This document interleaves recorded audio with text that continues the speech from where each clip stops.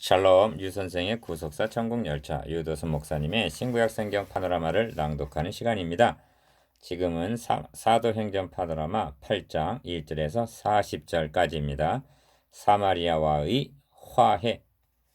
8장에서 가장 핵심적인 내용은 사마리아도 하나님의 말씀을 받았다는 말씀입니다. 14절 유다와 사마리아 간의 불화가 1000년간이나 지속되었음을 아는이라면 이것이 얼마나 경이로운 사건임을 인정하게 될 것입니다.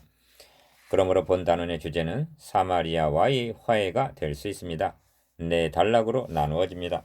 단원의 주제와 각 단락의 주제를 연결시켜 전체적인 대의를 파악하시도록 하십시오. 첫째 단락 1절에서 3절 흩어진 복음을 통하여, 둘째 단락 4절에서 13절 빌립을 통하여, 셋째 단락 14절에서 25절 안소함을 통하여, 넷째 단락 26절에서 40절 더 확장된 복음. 먼저 유대와 사마리아가 적대 관계에 놓이게 된 역사적인 배경을 간략하게나마 살펴보아야만 하겠습니다. 그것은 초대교회 당시로부터 더듬어 봐도 약 1000년 전으로 거슬러 올라갑니다. 솔로몬의 아들 르호보암 왕 때 10지파가 다윗 왕조를 배반함으로 남북 왕조로 분열된 때로부터 시작됩니다. 그 후 북쪽 이스라엘은 아수르에 의해 패망하게 되는데 아수르 왕은 이스라엘 백성을 아수르로 끌어가고 바벨론과 구다와 아와 하맛과 스발와임에서 사람을 옮겨다가 이스라엘 자손을 대신하여 사마리아 여러 성읍에 두매. 열왕기하 17장 24절 그러므로 후대의 사마리아인들은 혼혈족이 되고 말았던 것입니다. 그들은 혈통적으로만 혼혈족이 된 것이 아니라 이와 같이 저희가 여호와도 경외하고 또한 어디서부터 옮겨왔든지 그 민족의 풍속대로 자기의 신들도 섬겼더라고. 열왕기하 17장 33절 종교적으로도 혼합 종교가 되고 말았던 것입니다. 훗날 남쪽 유다가 바벨론에서 귀환하여 파괴된 성전을 재건하게 되었을 때에 우리로 너희와 함께 건축하게 하라고 요구해 왔을 때 에스라 4장 2절 우리 하나님의 전을 건축하는데 너희는 우리와 상관이 없느니라 하고 단호히 거부한 것도 이 때문이었습니다. 이로 인하여 적대 관계는 더욱 심화되고 급기야 그들은 그리심산의 성전을 건축함으로 분열은 고착화되고 말았던 것입니다. 그토록 장구하고 골이 깊었던 유대와 사마리아가 화해하고 있는 것입니다.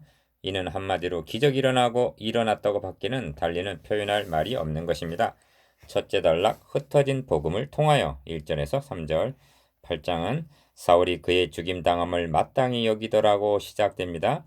이미 7장 58절에서 사울이라는 청년이 부각되고 있음을 주목한 바 있습니다.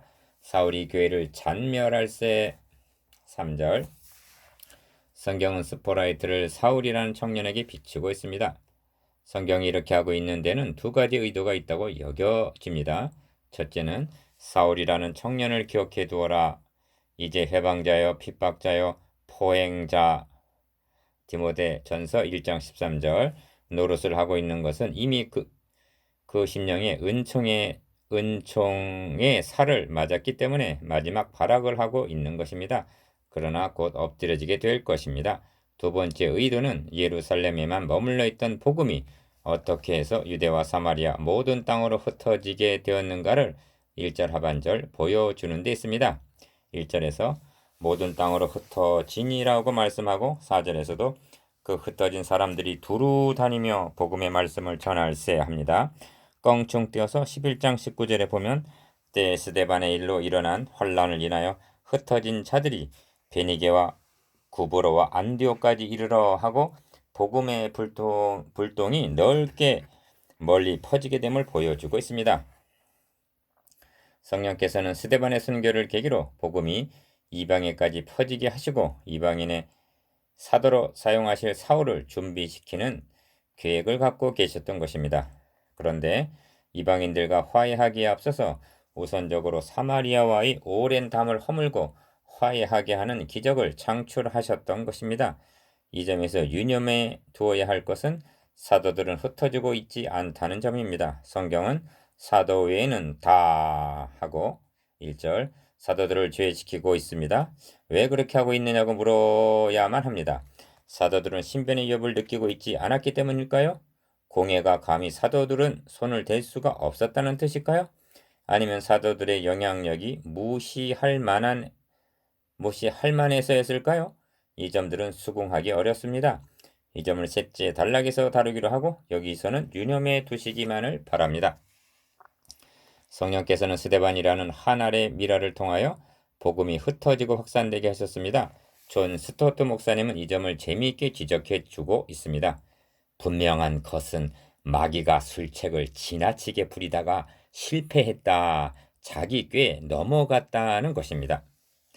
둘째 단락 빌립을 통하여 4절에서 13절 그 흩어진 사람들이 두루 다니며 복음의 말씀을 전할세 빌립이 사마리아 성에 내려가 그리스도를 백성에게 전파하니라 4절에서 5절 라고 말씀합니다. 다시 한번 붙잡기를 바라는 것은 사마리아에 내려가 전파한 것은 빌립이었을지라도 빌립을 들어서 증거케 하신 이는 성령님이시라는 점입니다. 그 사실은 빌립을 통하여 나타난 역사가 이를 증명합니다. 많은 사람에게 붙었던 더러운 귀신들이 크게 소리를 지르며 나가고 또 많은 중풍병자와 안진뱅이가 나으니 그 성에 큰 기쁨이 있더라고 7절에서 8절 말씀하고 있는데 이것이 어찌 빌립의 능력이겠습니까?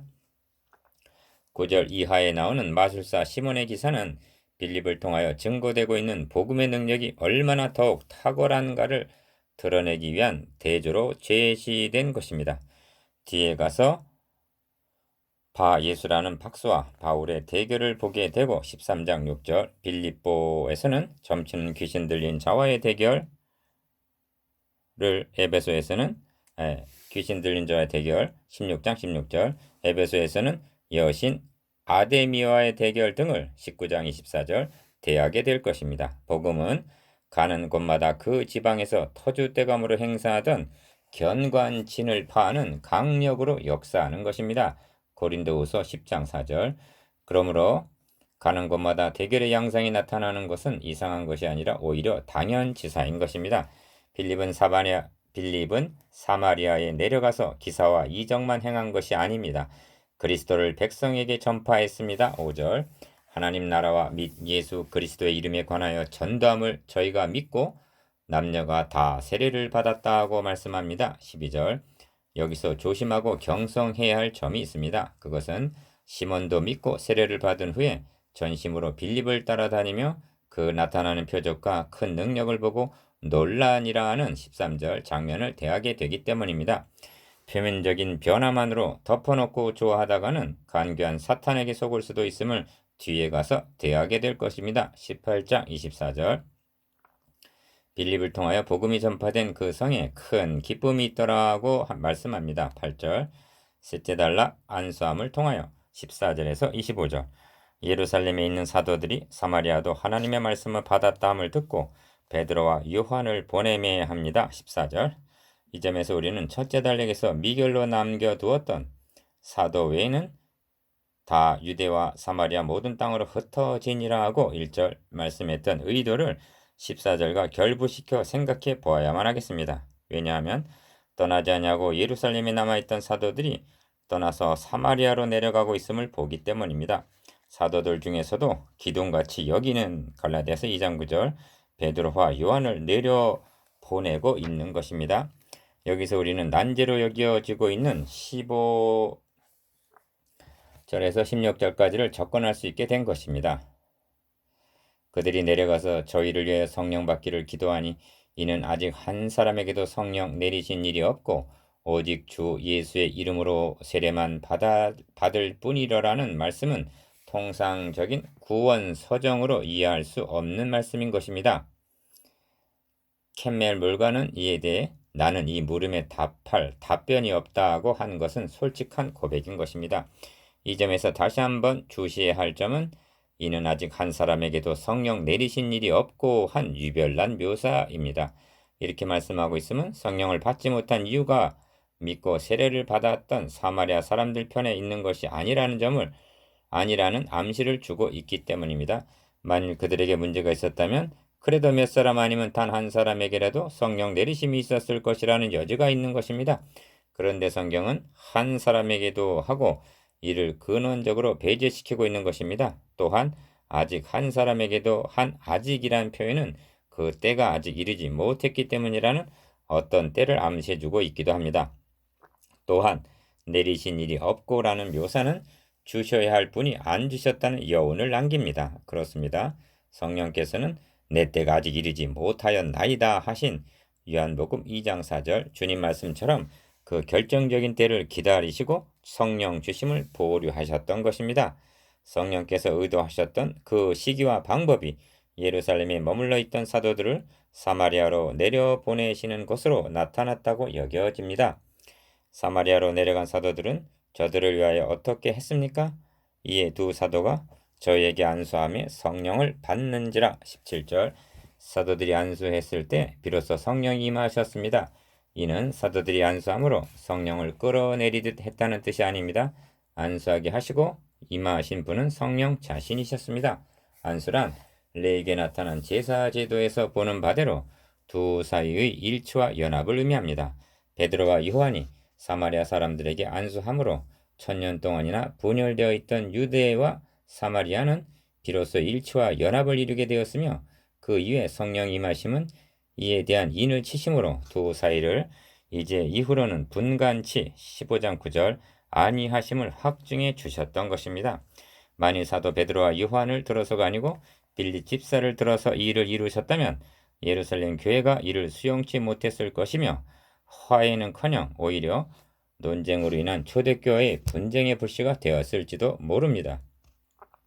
사마리아 성에 처음부터 사도를 내려보내시지 않는 것도 성령님의 세심한 배려로 여겨집니다.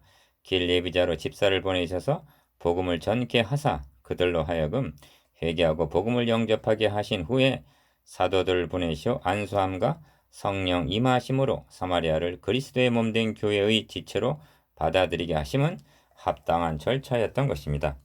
그러므로 사마리아에 나타난 구원서정은 성령님의 특별하신 배려로 말미암아 세심하게 추진된 특례로 보아야만 합니다. 예수 그리스도 그는 우리의 화평이십니다. 둘로 하나를 만드사 중간에 막힌 담을 허셨습니다. 그 후에 성령을 보내셔서 유대와 사마리아가 안수한 유에 임하심으로 이를 적용시켜 주셨습니다. 참으로 주 하나님의 하시는 일은 측량할 수 없는 선하시고도 놀랍습니다. 넷째 단락 더 확장된 복음 26절에서 40절. 주의 사자가 빌립더로 일러 가로되 일어나서 남으로 향하여 예루살렘에서 가사로 내려가는 길까지 가라고 명하십니다. 26절. 여기서 26절의 주의 사자와 29절의 성령과 39절의 주의 영을 분간하려 고심할 필요는 없습니다. 중요한 것은 유대와 사마리아 사이에 막힌 담이 무너지게 되자 빌립에게 새로운 사명이 주어지고 다른 사역지로 보내주고 있다는 데 있습니다. 일어나서 가라고 26절 명하심에 일어나 가서 보니 하고 27절 성령이 지시하심에 순복합니다. 가서 보니 에디오피아 여왕 간닥의 국고를 맡은 내시가 예비하러 예루살렘에 왔다가 돌아가는데 병거를 타고 선지자 이사야의 글을 읽더라고 말씀합니다. 27절에서 28절. 요즘 고공학습법이 인기를 끌고 있는데 이 장면을 높은 하늘에서 내려다보듯 영상으로 그려보십시오. 에디오피아 내시가 병거를 타고 광야를 지나고 있는 것이 보입니다. 빌립이 그리로 달려갑니다. 선지자 이사야의 글을 읽고 있습니다. 병거로 가까이 나아가라 하십니다. 드디어 만남이 이루어집니다. 읽는 것을 깨닫느뇨? 지도하는 사람이 없으니 어찌 깨달을 수 있느뇨? 빌립을 청하여 병거에 올라 같이 앉으라 합니다. 이제 병거는 성령과 말씀과 구도자가 함께 탄 이동하는 성전이 된 것입니다. 읽는 성경 귀절은 이것이니 32절.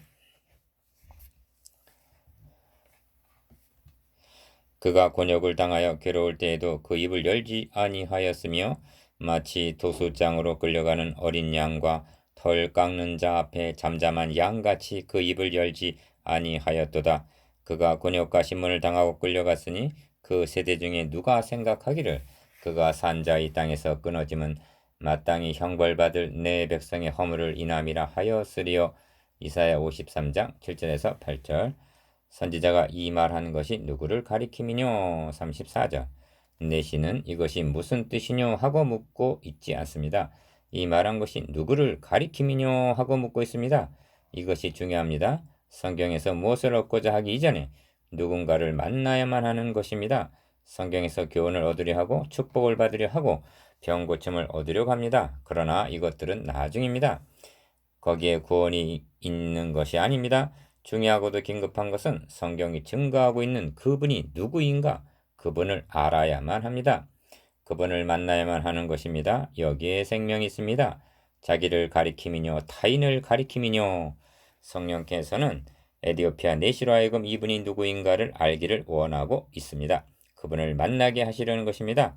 여기서 우리는 내시의 의에 줄이고 목마름을 엿볼 수가 있습니다. 그는 먼 나라로부터 예루살렘에 예배하러 찾아왔습니다. 그러나 그는 이방인의 뜰까지 밖에는 더 접근할 수가 없었습니다. 그러면 유대인들에는 갈증이 없다는 것입니까? 아닙니다.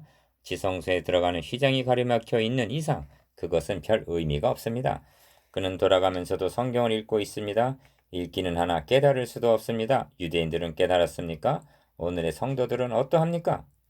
지도하는 사람이 없으니 어찌 깨달을 수 있느뇨 합니다. 지도자가 없기는 내시만이 아니었습니다. 유대인들도 마찬가지였습니다. 화 있을진저 너희 율법사여 너희가 지식의 열쇠를 가져가고 너희도 들어가지 않고 또 들어가고자 하는 자도 막았느니라. 누가복음 11장 52절. 중세도 그랬습니다. 이 시대는 어떻답니까? 이 말한 것이 누구를 가리킴이뇨. 예배하고 돌아가면서도 내시의 줄이고 목마름의 갈증은 해소되지 않고 있었습니다. 이제 물어야만 합니다. 그는 에디오피아에서 예루살렘까지 와서 누구를 만나고 무엇을 얻고 돌아가고 있는 것인가? 우리는 다시 물어야만 합니다. 성도들이 주일에 예배하러 왔다가 누구를 만나고 무엇을 얻고 돌아가고 있는가? 아브라함을 만나고는 나도 아브라함처럼 순종하여 복을 받아야지. 요나를 만나고는 나도 요나처럼 불순종하다가 시련을 당하지 말아야지 하고 있지 아니한가? 예배하고 돌아가는 그들의 갈증은 해소되고 있는가? 빌립이 입을 열어 이 글에서 시작하여 예수를 가리켜 복음을 전하니 35절. 그는 기록된 기시가 선포되는 현장에서 예수를 만난 것입니다. 그의 갈증은 비로소 해소되었을 뿐만 아니라 그 배에서 생수의 강이 흘러나게 되었던 것입니다. 이 점이 그의 행동이 말해줍니다. 보라 물이 있으니 내가 세례를 받음에 무슨 꺼리낌이 있느뇨? 36절. 그렇고 말고요. 무슨 꺼리낌이 있단 말입니까? 무엇 때문에 부활절까지 또는 성탄절까지 기다려야 한단 말입니까? 그는 주님을 만났고 환영하고 영접했습니다. 그에게 약동하고 있는 새 생명의 감동과 감격을 분명히 볼 수가 있지 않습니까? 좀 전의 허전해하던 모습과는 전혀 다른 사람으로 변화된 사람이 아닙니까?